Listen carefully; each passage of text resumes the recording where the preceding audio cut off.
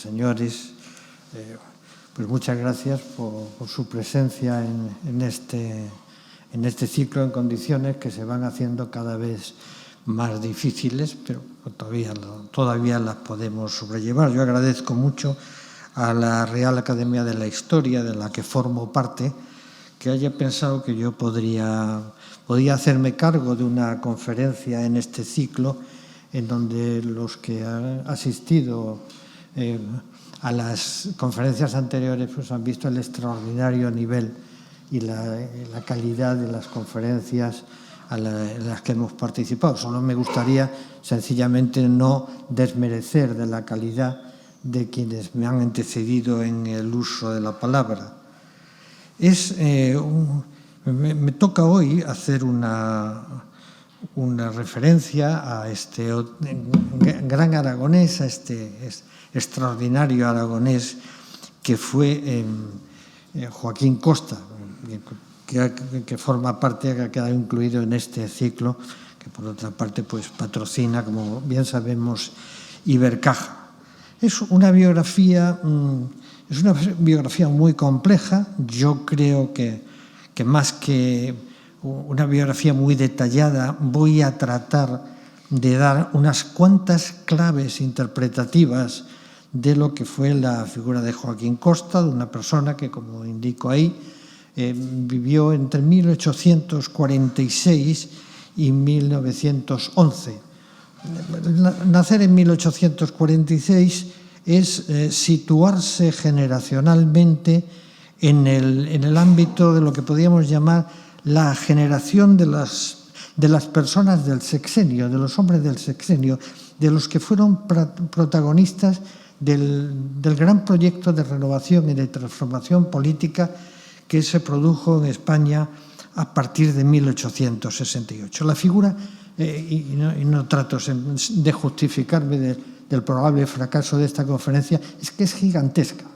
El gran biógrafo, la personalidad, el historiador que se atrevió por primera vez con Joaquín Costa, que es George Shane, en realidad lo que tuvo que hacer Shane primero era un estudio biobibliográfico de una persona que estuvo publicando pues prácticamente durante más de 40 años de su vida y sobre temas bien diversos. Es una figura que desde el punto de vista cronológico se mueve, como digo ahí, entre 1846 y 1911, que asiste desde joven al primer gran proyecto de transformación de la España contemporánea, que fue el sexenio democrático, pero que estará vivo, que estará muy presente en la vida política en ese otro momento de transformación que es el periodo intersecular, o sea, la gran crisis española de finales del siglo XIX, con la derrota militar, pero sobre todo con el replanteamiento de la realidad política española. Eso sería una biografía muy somera. Estamos, evidentemente, ante un grande, una de las grandes personalidades de la España del siglo XIX. Lo que pongo entre paréntesis son dos biografías de Costa. Quizás la primera es una de las más antiguas, de 1930, que se vuelve a editar en 1934, es de Ciges Aparicio, un periodista que después fue asesinado en los días iniciales de la Guerra Civil. Era gobernador civil de Ávila, que era un lugar muy poco oportuno si no eras un político de derechas. Y por otra parte, la biografía que ha hecho Shane, en el título de la biografía lo que ha dicho es el gran fracasado. Bueno, la palabra común a los dos es gran.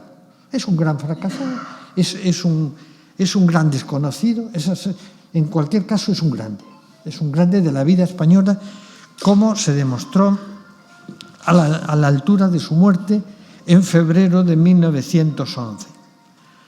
Como grande que era, le correspondía ser enterrado en el lugar de privilegio de los grandes españoles, que en ese momento era el panteón de hombres ilustres. Yo he tenido que, hoy lo he vuelto a revisar, digo, me estoy equivocando, ¿es Panteón de Hombres Ilustres o es Panteón de Españoles Ilustres? No.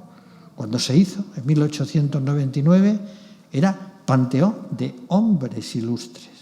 En fin, esto me recuerda la frase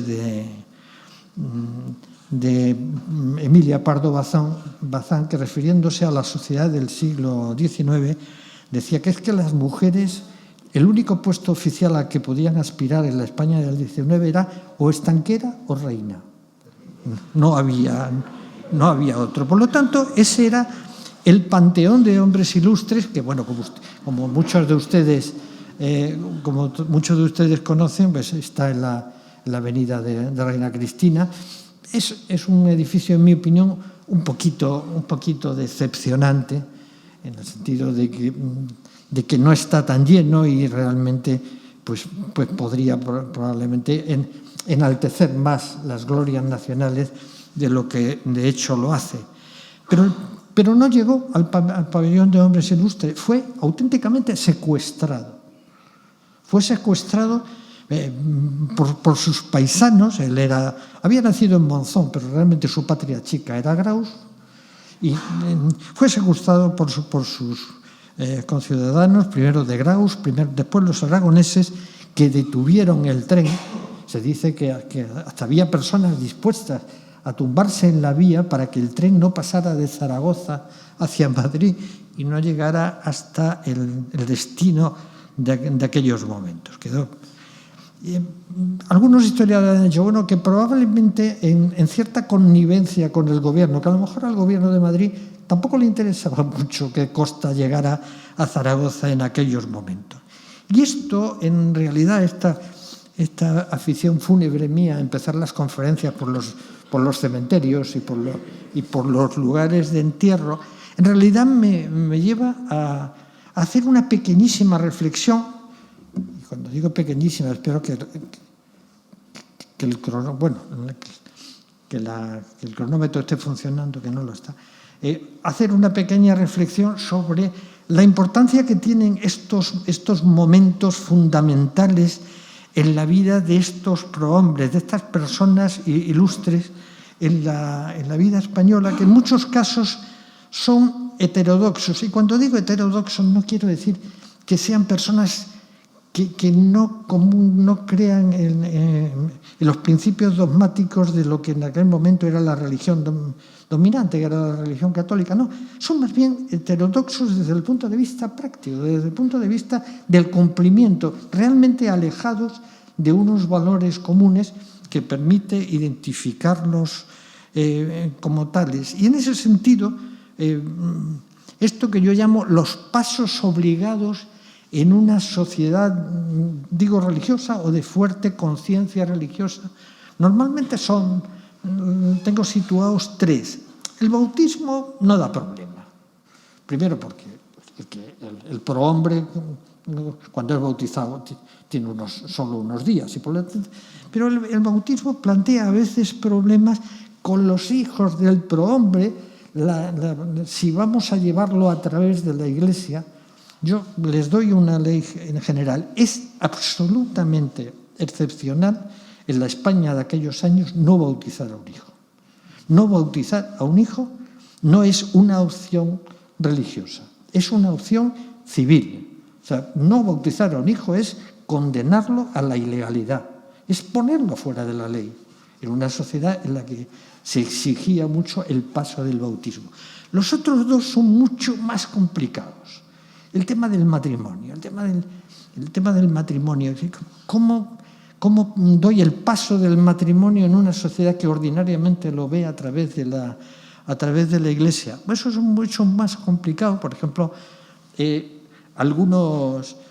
para algunos españoles de aquellos años le planteaba un problema que estaba muy relacionado con el tema de su comportamiento político, que era lo que llamaban el problema de la consecuencia. ¿Es consecuente que yo me case con mi novia en la Iglesia? Bueno, se inventaron fórmulas muy curiosas. Ortega y Gasset se casó en la capilla privada del padre de la novia, para quitarse de en medio. Pero es que no tiene él el récord lo tiene Gumersindo de Azcárate, que en su segundo matrimonio tenía que casarse con una hija de un magistrado del Supremo, y al final, ¿saben lo que hizo? Se fue a Lisboa, a la capilla del patriarca de las Indias, que como se llamaba entonces al arzobispo de Lisboa. La novia quedó dentro de la capilla y él quedó fuera de la capilla.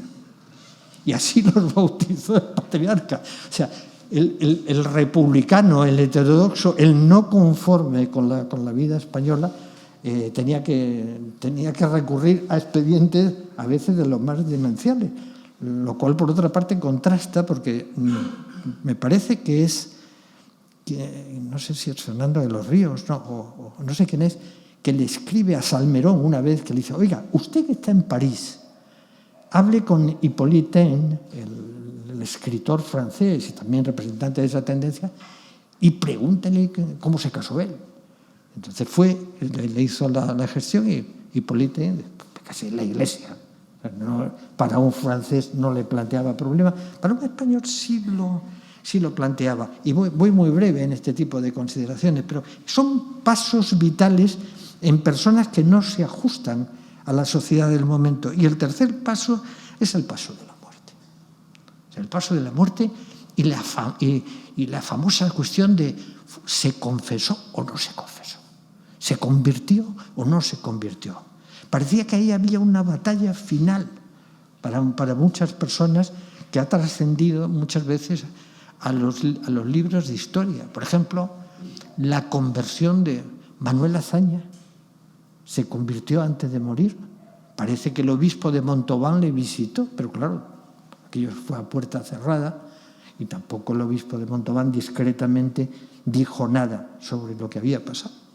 Por cierto, que una señora en Madrid, en una cena de gala con un alto dignatario eclesiástico, dijo: y pensar que puedo encontrarme en el cielo con ese monstruo. Y le dijo el alto dignatario, dijo: no se preocupe, señora, usted no lo va a ver nunca en el cielo. Y la señora dijo: uy, qué descanso.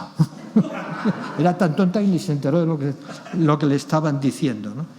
Bueno, pues en ese mundo, en el paso de la muerte, es un momento también muy singular.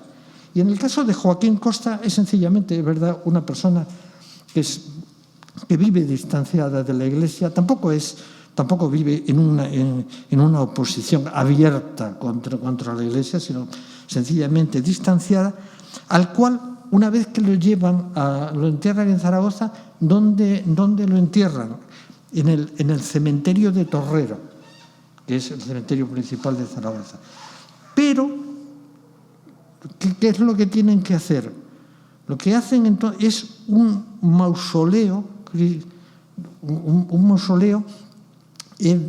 está con una planta semicircular que sale del cementerio católico, de tal manera que se le enterró como a medias entre católico y el cementerio civil. Ahora, si van a Torrero y tienen el humor de irse, si van a Zaragoza y tienen el humor de irse a Torrero, al cementerio de Torrero, pues probablemente eso ya no se ve, porque el cementerio de Torrero se amplió posteriormente, y ahora el mausoleo de Joaquín Costa ya queda dentro del espacio dedicado al cementerio. Pero todo esto no es irrelevante, todo esto forma parte del perfil moral de estas personas que tuvieron una importancia central en la vida política española. En algunos casos se les denomina abiertamente los santos laicos. O sea, las personas que proponen una forma de comportarse en sociedad, pero que curiosamente es deudora de los conceptos religiosos. O sea, se le aplica el término santo. Es santo laico.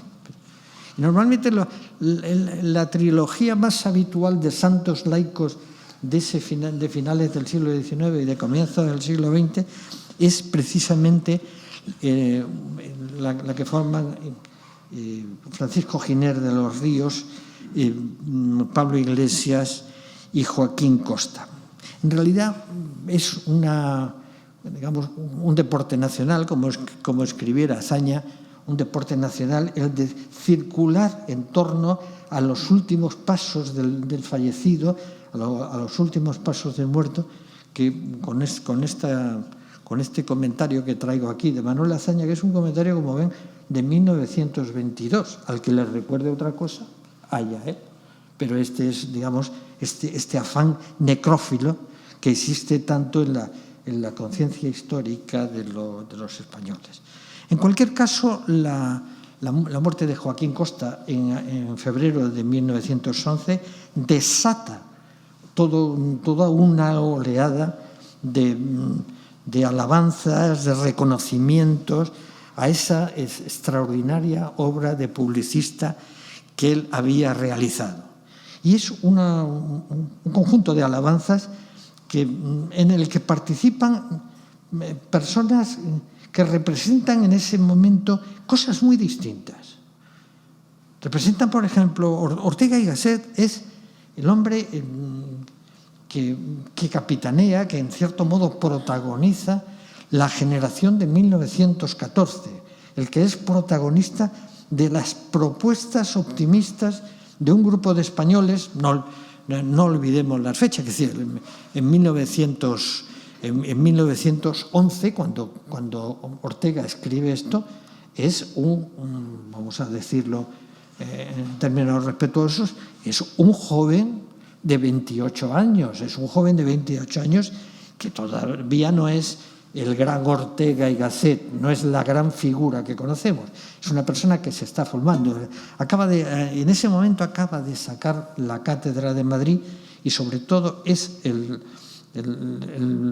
capitán, la persona que dirige a esa generación de jóvenes españoles que están buscando proyectos de transformación de la vida española que ya no pasan necesariamente por las soluciones políticas o por los partidos políticos entonces existentes.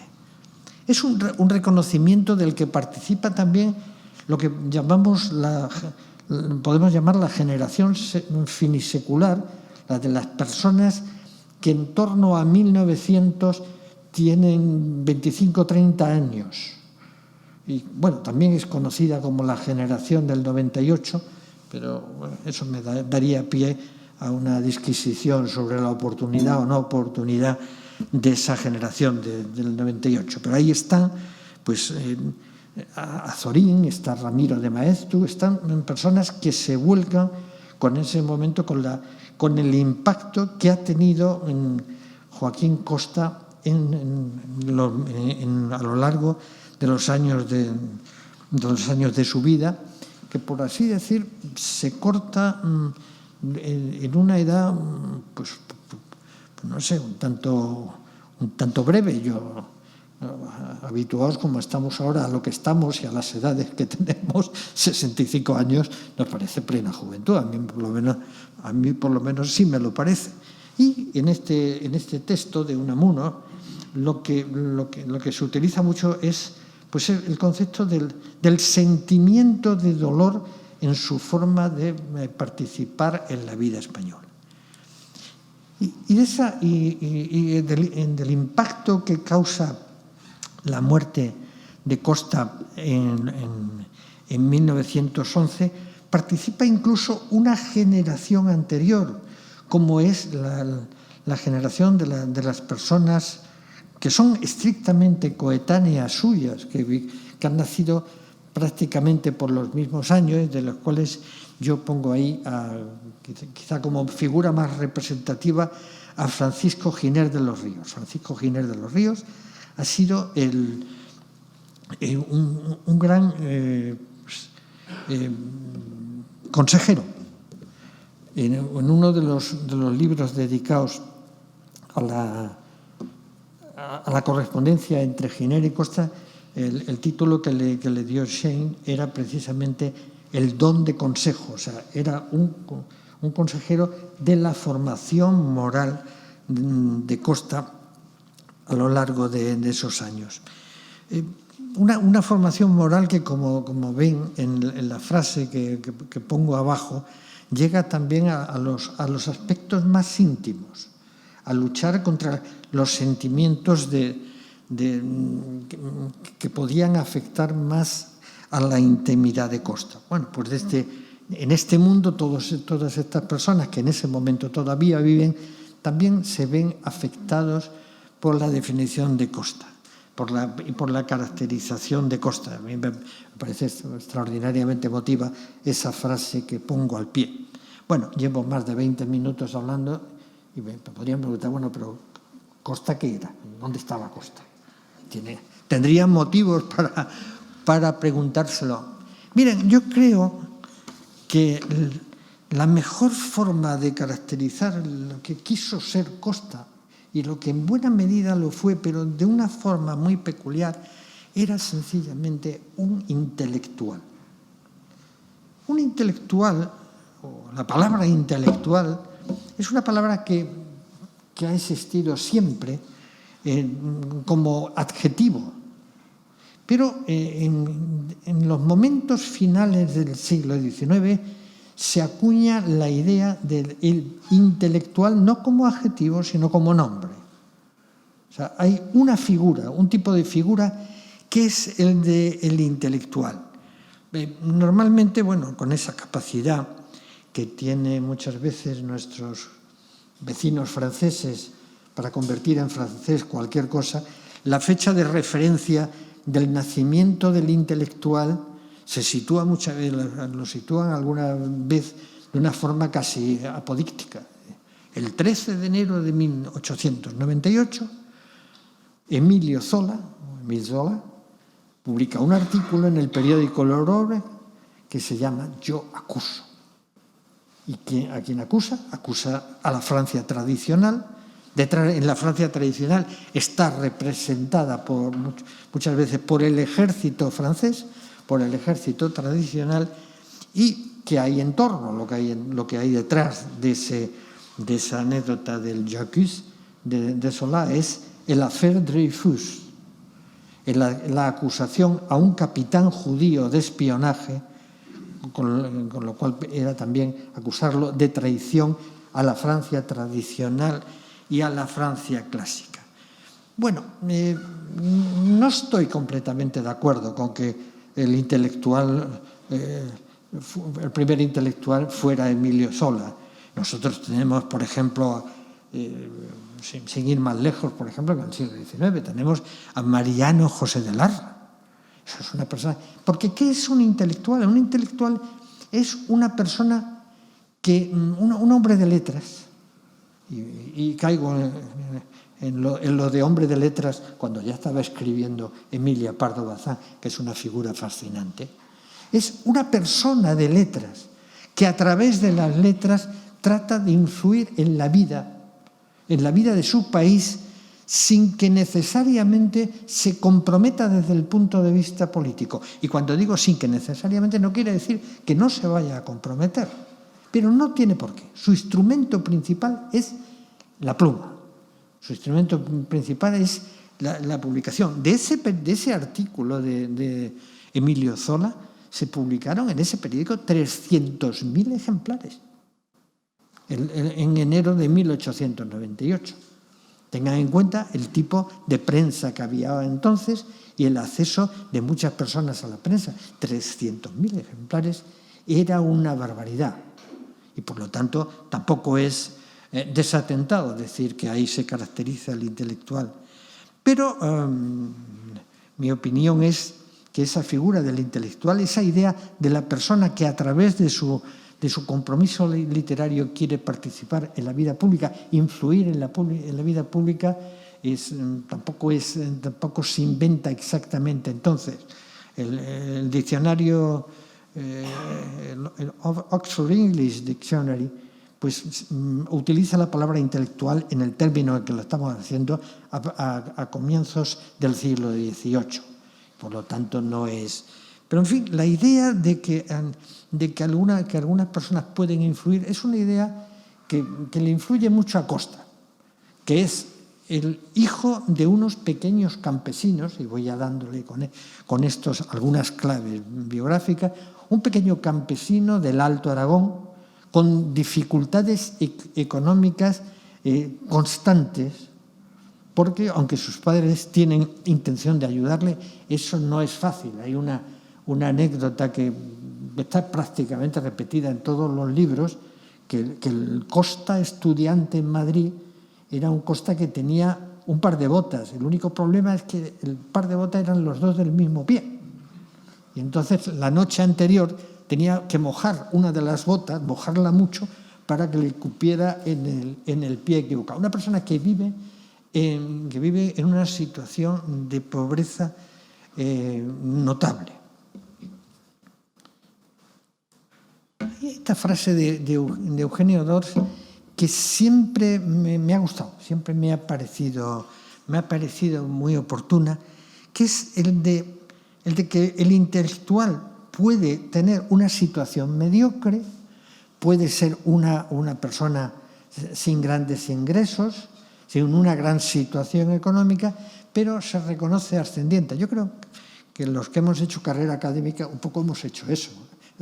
Tenemos mucho más ascendiente que sueldo y desde luego mucho más que la pensión que tenemos ahora. Pero bueno, esa idea de que, ahora bien, aunque el intelectual se conforme con esa mediocridad, tiene que tener una cierta estabilidad material.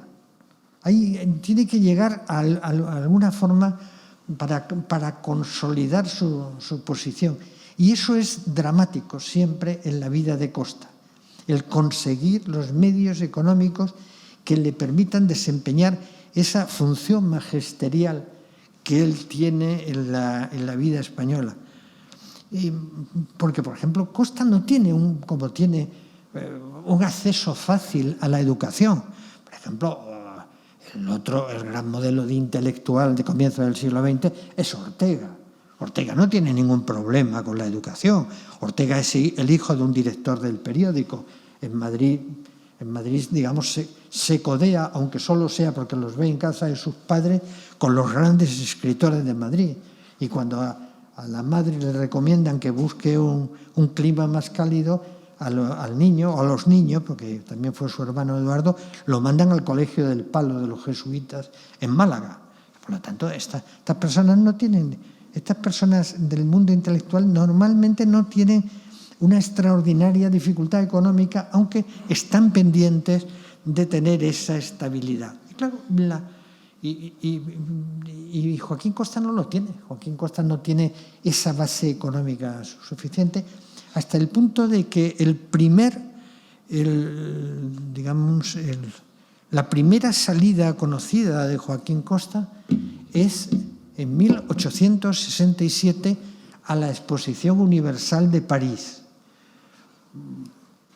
Esa Exposición Universal, que bueno, esto es arquitectura efímera, esto se derrulló, esto ha desaparecido, pero lo que tienen detrás es la École Militaire, lo que tienen delante del Sena es el puente que da a la Place de la Concorde, y por lo tanto es el Campo de Marte, en donde se construye esta Exposición Universal de París, a la que Costa va con una beca de albañil. O sea, se presenta como un obrero, una persona interesada por la agricultura de su región, y con esa beca que le concede el Estado es con la que Costa se hace presente en París. Y esto le deslumbra a Costa. París le deslumbra. París es Europa. París es la técnica.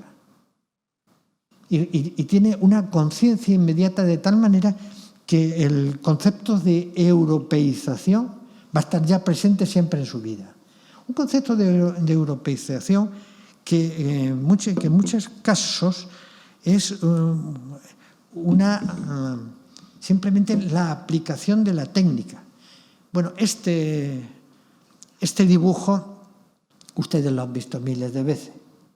El anarquista Angiolillo, italiano, acude al balneario de Santa Águeda y un domingo por la mañana, mientras que Antonio Cánovas del Castillo está leyendo el periódico apaciblemente, va y le descerraja un tiro y lo mata, en agosto de 1897. Pero es que yo no traigo este dibujo, no lo traigo por Angiolillo ni por Cánovas, lo traigo por la bicicleta. A mí siempre me ha llamado la atención, y lo explicaba en mis clases en la universidad. O sea, a mí lo que me llama la atención es que en 1897, entre la forma de caracterizar aquello, el dibujante utiliza una bicicleta en un momento en donde la bicicleta realmente es un avance técnico bastante notable. Le he puesto ahí las fechas de los primeros pasos, por así, de la vida ciclista, y sobre todo la fecha de 1889, Dunlop inventa la cámara que permite la circulación en bicicleta. El primer Tour de France es en 1903. Es un poco anecdótico y es coger el rábano por las hojas, pero también yo creo que les puede distraer un poco y quitarles del magnicidio, porque lo que le ha llamado la atención a Costa también en la exposición de París de 1867 ha sido la bicicleta, y la dibuja y la manda a Huesca, y algunos amigos suyos construyen una bicicleta en Huesca que pasa por ser la primera bicicleta de la historia de España. Todo esto no sé si es verdad, pero en cualquier caso que es un poco la fascinación del personaje, de ese personaje que se ha presentado en París y que en 1867 recibe la bofetada de encontrarse con una Europa avanzada tecnológicamente, que a él le exige un comportamiento distinto. Y entonces lo que inicia Costa a partir de ese momento, en los años 70, va a ser la carrera académica. Él quiere ser eso, quiere ser un escritor influyente, y por lo tanto parece que lo más sensato, yo diría que lo más insensato, es hacerse catedrático. Y ese es el Costa que en los años 70 aparece por Madrid, en los años 70, que son años convulsos en la vida española, son los años del sexenio democrático, son los años de la Primera República, y en donde, pues, digamos, sencillamente les he traído una escena que es de un marco del París de 1870. Un marco del que solo es reconocible en este momento,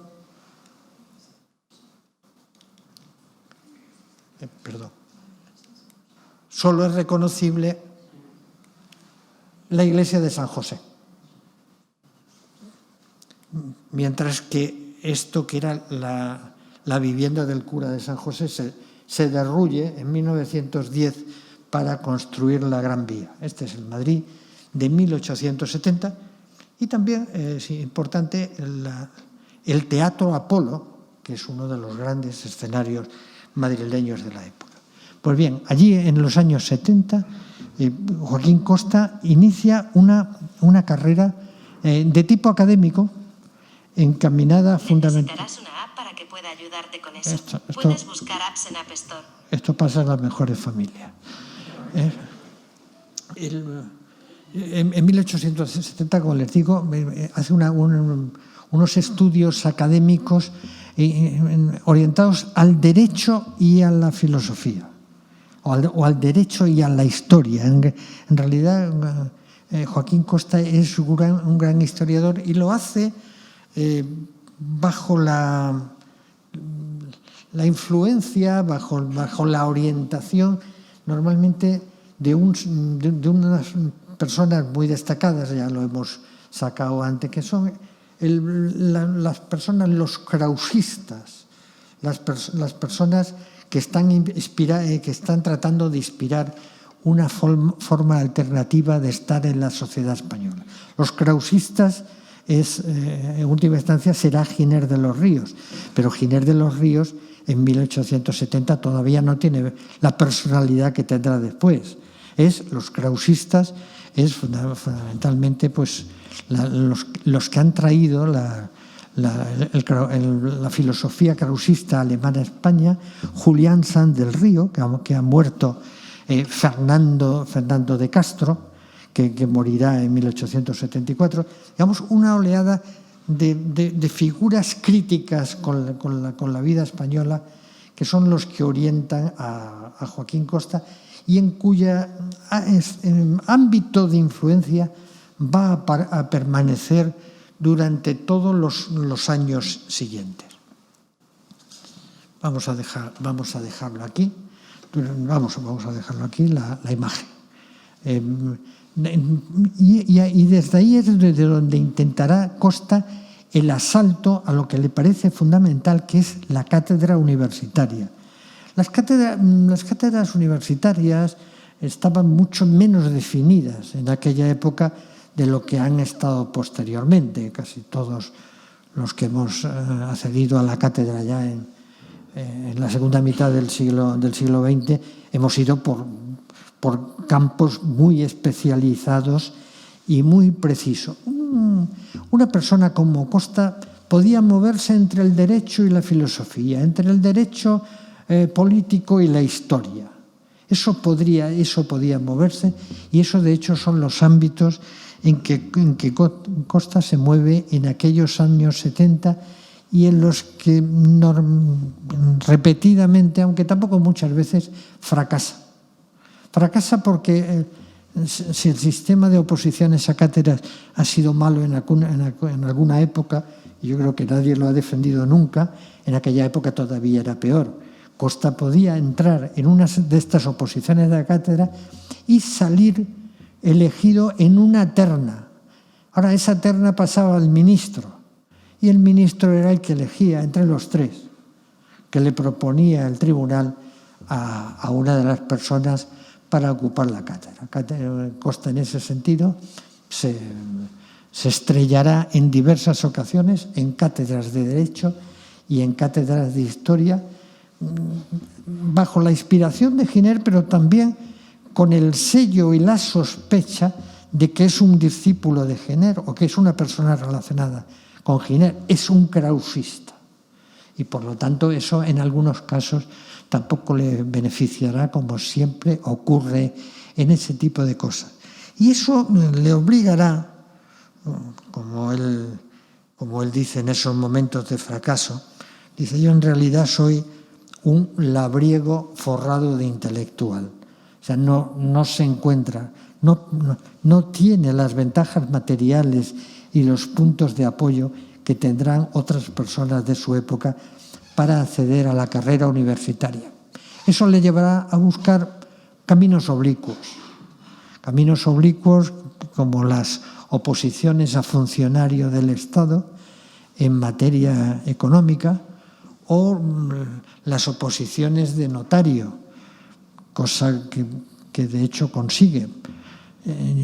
Yo tengo la impresión de que ser notario en aquella época no es lo que ha sido después, y por lo tanto era más bien un camino oblicuo para una persona que lo que quería era ocupar una cátedra en Madrid. Él fue notario en Granada, después ejerció de notario en Jaén, y desde mediados de la década de los 90 es notario en Madrid, y ya ejerce en Madrid, en donde fue titular y participó en algunos pleitos y en algunas cosas muy sonadas, como fue, por ejemplo, el famoso pleito de la Solana, que es un pleito en el que una persona muy rica hizo herederos a unos sacerdotes, pero después la herencia se fue modificando como consecuencia de la muerte de algunos sacerdotes, de tal manera que al final lo que terminó habiendo era una gran batalla entre el pueblo de la Solana,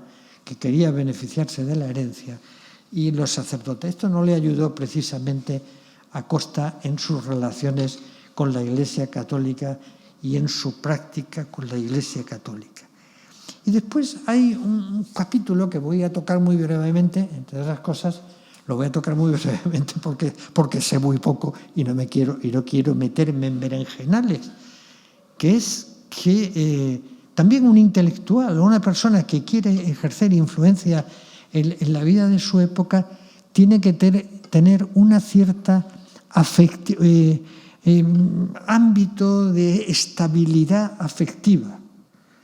En definitiva, conseguir un puesto de trabajo, que el puesto de trabajo sea digno y además pues casarse y tener hijos y cultivar la familia.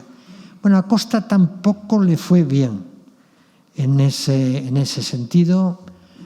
Hay un noviazgo que sencillamente zozobra por la realidad de que la novia, que era de Huesca, la supuesta novia, era hija de una familia, lo que se llamaba entonces ultramontana, ultraconservadora, ultracatólica.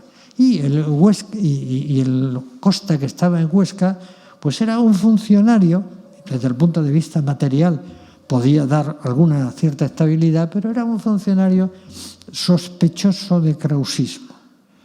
Y aquel posible noviazgo capotó. Y en esto intervino también Giner. Y después hay unas relaciones pues con una persona, con una señora viuda de una persona que había sido el empleador de Costa, con el que Costa había tenido relación.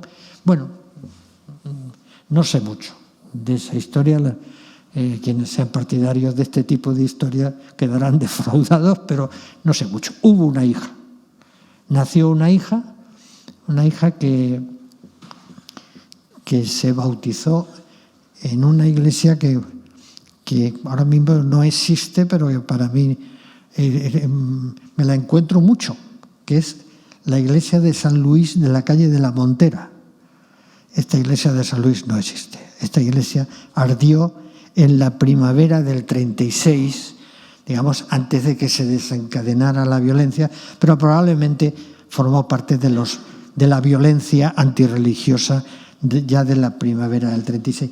Y ahora mismo de la iglesia de San Luis, por si tienen curiosidad, lo único que queda es la portada de la iglesia que está en la iglesia del Carmen, de tal manera que la iglesia del Carmen tiene una fachada que da a la calle Carmen y hay otra fachada que da a una calle que ahora mismo no me acuerdo el nombre, que está el Hotel Liaveni enfrente. Bueno, pues que es la que lleva a la antigua plaza del Carmen, donde estaba unos cines y ahora está MediaMarkt. Bueno, pues esa fachada es de la iglesia de San Luis, que digo que yo la encuentro en cosas de historia intelectual porque debía ser muy frecuentada en la época de la Montera. Por ejemplo, allí estuvo, digamos, en su época de práctica religiosa, estuvo Miguel de Unamuno, y después estará también, acudirá a Costa cuando bautiza a la niña. Lo único que pasa, y nos volvemos a encontrar con el tema de los episodios de los hombres ilustres con los bautizos y con los hechos religiosos, es que a Joaquín Costa no se le ocurrió mejor idea que ponerle a su hija Antígona. Bueno, quiso ponerle Antígona. Y un párroco de entonces dijo, hasta aquí hemos llegado. Y le puso María del Pilar. Ya. Entonces, en algunas biografías se les conoce como Antígona o María del Pilar.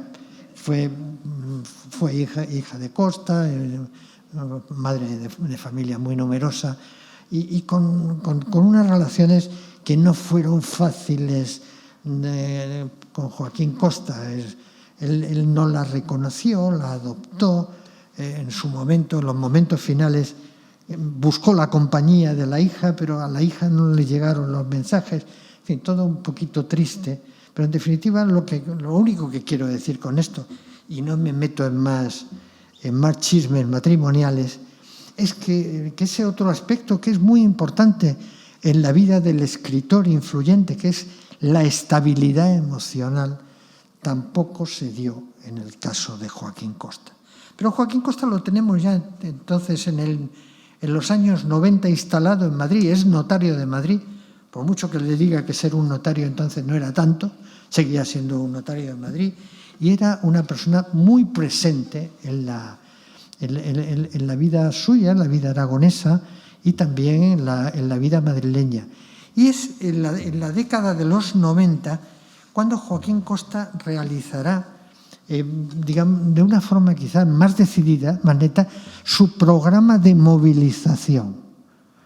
Porque, como les dije, el intelectual es una persona que trata de influir en la opinión sin excluir, intervenir en ella. Por ejemplo, les voy a poner un ejemplo, pero muy brevemente, que es decir, cuando se cambia de una situación política a otra bruscamente, muchas veces hay que recurrir a eso, a los escritores o a los intelectuales. Yo me acuerdo, por ejemplo, del caso de la Polonia tras la caída del régimen de Jaruzelski. ¿A quién se recurre? A los historiadores, a los dramaturgos, a las personas que han movido aquellos movimientos como Carta 77, aunque Carta 77 es más bien en el caso checo, que han movido la lucha por los derechos humanos. Y hay un primer momento que la convocatoria política se hace al intelectual, es la primera persona a la que se recurre en momentos de cambio. Por eso digo que el intelectual no renuncia a la vida política.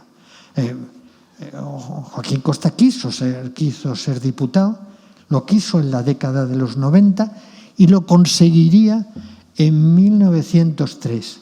Y en los años 90, en todos los años 90, va a hacer una campaña de movilización a través de lo que llama la movilización de las clases de agricultores del Alto Aragón, posteriormente de Aragón y posteriormente de toda España. Es una apelación a lo que en términos costianos se llama a las masas neutras. ¿Qué quería decir? Los políticos. La política es una fantasmagoría, las elecciones no representan a nadie y por lo tanto hay que ir a las masas neutras, a los productores, a los trabajadores, a los comerciantes. Y eso es lo que Costa va a intentar movilizar a lo largo de la década de los 90 con una serie de episodios que les voy a ahorrar porque además nos estamos acercando a la hora, pero que terminarán concretándose en un partido al que llama Unión Nacional, en el que participaban personas como Santiago Alba, defensor de los intereses cerealísticos de Valladolid, o Basilio Paraíso.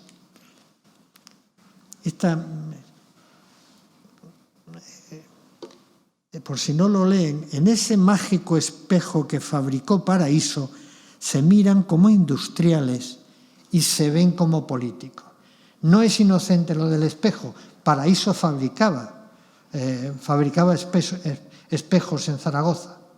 Entonces, hay quienes están representados son la persona, el de la derecha obviamente es Costa, la izquierda es Basilio Paraíso, que es un industrial aragonés que bien merecería una disertación en un ciclo como este, mejor que la mía, pero lo que hay en el espejo, en ese espejo que probablemente ha fabricado Paraíso, son los políticos. ¿Qué políticos? El de la izquierda es Sagasta, el de la derecha es Silvela. Esto es de 1899, por lo tanto ya ha sido asesinado Cánovas. Lo normal es que esa pareja hubieran sido Cánovas y Sagasta. No, ya son Cánovas y Silvela. Pero en última instancia lo que intentará Costa es una movilización política que no fructifica, porque los objetivos que muchas veces plantea Costa son los de la resistencia al poder. ¿Cuál es la mejor expresión de resistencia al poder? No pagar impuestos. Pero no pagar impuestos son palabras muy mayores. Y en ese asunto no conseguirá el apoyo de los ciudadanos. A Joaquín Costa no pagar impuestos, en Cataluña le llamarán al tancament de caixes, el cierre de las cajas, la resistencia al poder, entre otras cosas porque los políticos lo que hacen es declarar el estado de emergencia en el país y ponerlos fuera de la ley a este tipo de personas. Y cuando fracasa esta movilización de Costa digamos, de las clases populares, de las clases productoras, lo que intentará Costa será la movilización de las figuras dirigentes de la sociedad, de las élites. Entonces Costa recurrirá a figuras, sobre todo como Francisco Giner de los Ríos, como los catedráticos de lo que se llama el Grupo de Oviedo, Aniceto Sela, Rafael Altamira, González Posada, y les pedirá que se pongan al frente de la vida política, cosa que tampoco Costa conseguirá.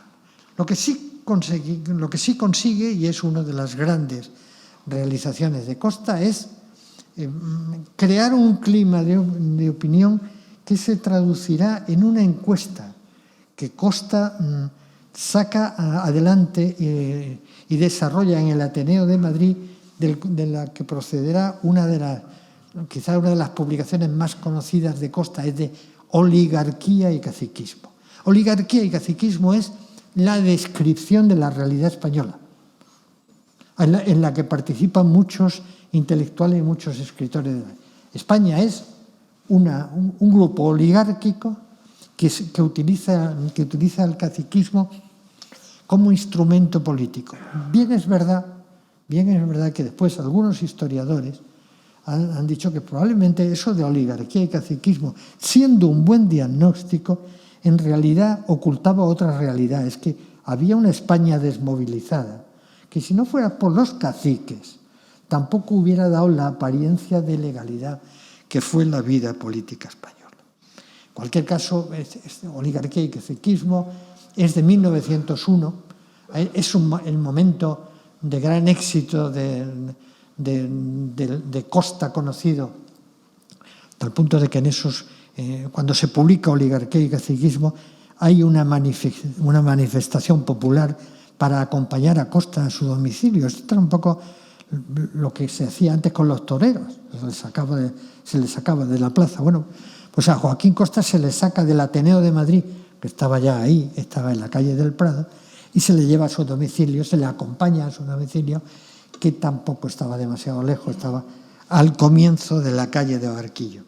Un historiador, Santos Juliá, ha dicho, es posible que en esa manifestación de mayo de 1901 estuvieran presentes como jóvenes entusiastas, estuvieran presentes pues, a lo mejor José Ortega y Gasset y Manuel Azaña, que en ese momento son personas en torno a los 20 años que responden mucho a los incentivos costianos.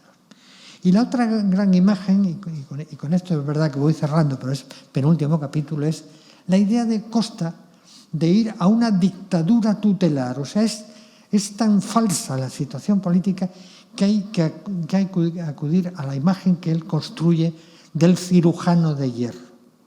Cirujano de hierro es el dictador tutelar y temporal, porque el dictador, la figura romana del dictador es una figura que en cualquier caso está prevista para resolver problemas pasajeros que podía, digamos, sacudir la conciencia del país. El cirujano de hierro es como él dijo, poner en ecuación la España legal con la España real.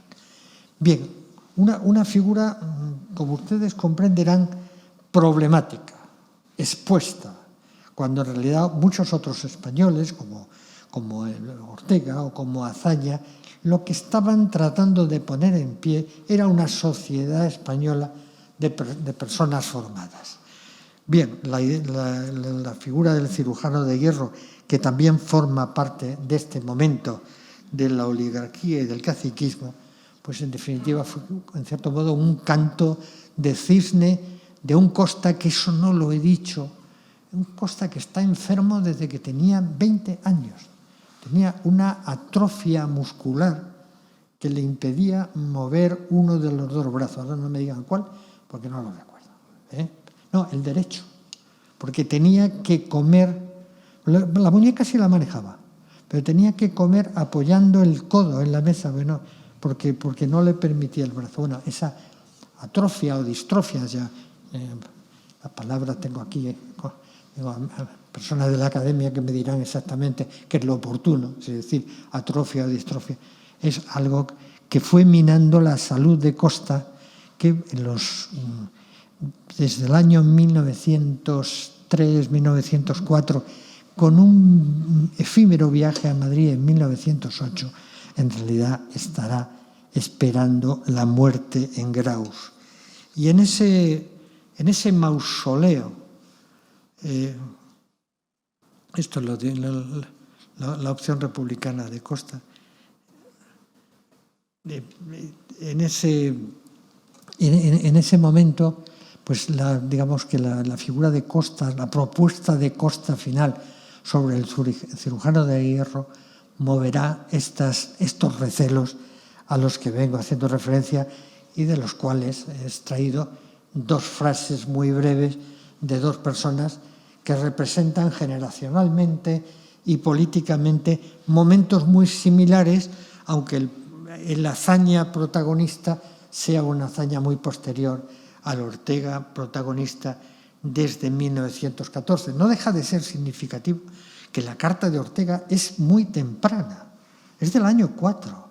Ortega en el año 4 tiene 21 años. Realmente es un jaimito, es un niño prodigio que le escribe a un viejo catedrático de Salamanca criticando esa postura costiana. Esa postura costiana que en cualquier caso queda resumida, y este es el final de mis palabras, en esta lápida que forma parte del mausoleo, del conjunto funerario que está en el cementerio de Torrero, en donde se insiste en la línea profética, en el tipo de denuncia que Costa hace de la sociedad española. Primero, la comparación abierta con Moisés, el manejo de las aguas, que también muy característico de la figura de Moisés, para alumbrar, dice, en un desierto estéril. Bueno, en cierto modo, el desierto estéril inmediato para Costa es su propia tierra de Aragón, pero él estaba, digamos, con unos proyectos de política hidráulica mucho más amplios. Y curiosamente, esta última frase, o sea, concibió leyes para conducir a su pueblo a la tierra prometida. No legisló. O sea, no legisló se vio reconocido como intelectual, pero sus obras, pese a lo que él dijo muchas veces, no fueron gacetables. Son palabras suyas. Gacetable quería decir en aquella época que se podía incluir en la Gaceta de Madrid. La Gaceta de Madrid era la antigua denominación del Boletín Oficial del Estado. Pero, en cualquier caso, digamos, el borbotón de ideas que Costa puso en circulación, la capacidad de hacer partícipes a muchos de ellos de sus sentimientos de dolor profundo por España, pues yo creo que es lo que le convierte verdaderamente en un aragonés ejemplar. Muchas gracias.